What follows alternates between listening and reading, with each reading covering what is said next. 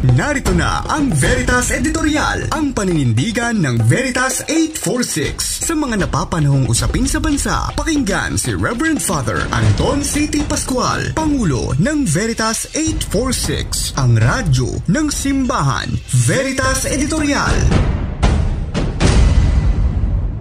Mga kapanalig, kasabay ng malakas na ulang dala ng Bagyong Christine, 2 linggo na ang nakakalipas ang buhos ng patikos kay Pangulong Bongbong Marcos Jr.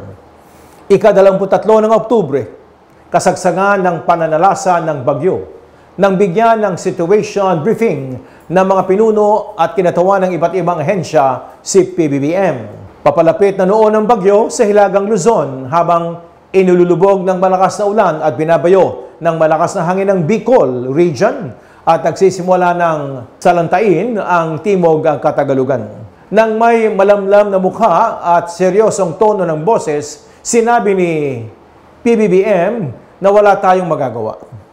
All we can do is sit tight, wait, hope, pray that there's not too much damage, that there are no casualties. Dagdag pa ng Pangulo. Kapanalig, hindi natupad ang hiling niyang huwag sanang maging malawak at matindi ang pinsalang iiwan ng Bagyong Christine. Pag-alis ng bagyo, lumantad ang maraming bayan, komunidad at sakahang lubog na lubog sa baha. Gutom at uhaw ang kanilang dinanas dahil hirap ang mga naghahatid ng tulong. Gumuho ang lupa sa dalisdis ng mga bundok na nag-iwan ng maraming patay, lalong-lalo na sa Batangas.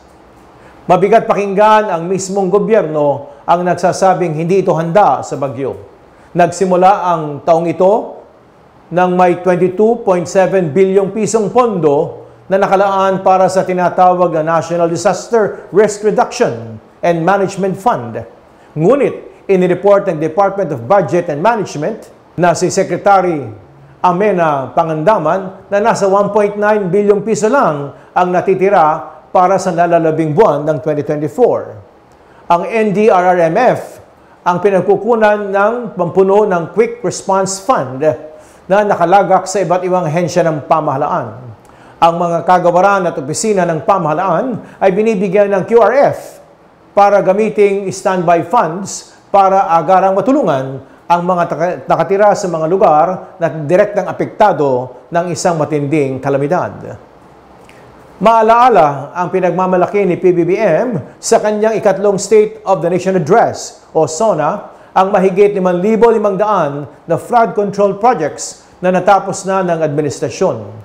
Ilang araw matapos ang SONA, hinila ng Bagyong Karina ang habagat na inulubog sa baha ang napakaraming lugar, lalo na dito sa Metro Manila. Pero kung hindi raw dahil sa mga flood control projects na ito, baka mas malala pa ang sinapit ng Metro Manila at ng mga karatig lugar. Anong say mo dyan, kapanalig? Dahil sa nangyaring dilubyong hatid ng Bagyong Christine na napakalawak sa buong Luzon, nais buhayin ni PBBM ang Bicol River Basin Development Program na nabuo sa ilalim ng administrasyon ng kanyang ama noong 1973. Tila may pasaring pa siya na dahil sa pagkapatalsik sa tatay niya sa pwesto noong 1986, hindi na naipatupad ang proyekto. Gayunman, kailangan na raw i-update ang proyekto dahil na rin sa mga epekto ng climate change. Iba na raw ang panahon ngayon. May 4 na taon pa sa pwesto si PBBM at gusto nating magtagumpay ang gobyerno sa pagpapalakas ng ating kapasidad na maghanda ng anumang kalamidad at maghatid ng agarang tulong sa mga apektadong komunidad. Pero, kapanalig, maikli lamang ang panahong ito.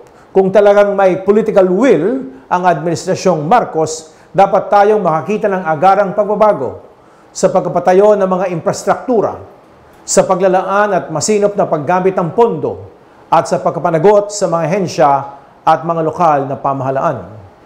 Kapanalig, may magagawa ang gobyerno kung seseryosohin ito ang kanyang Disaster Risk Reduction Program. May magagawa ito para ilayo sa kapahamakan ang mga lantad sa mga kalamidad at mahihina sa harap ng mga epektong nito. Silang mga dapat prioridad ng anumang tulong. ayon sa mga panlipo ng turo ng Santa Iglesia. Patuloy ang ating pagbabayanihan.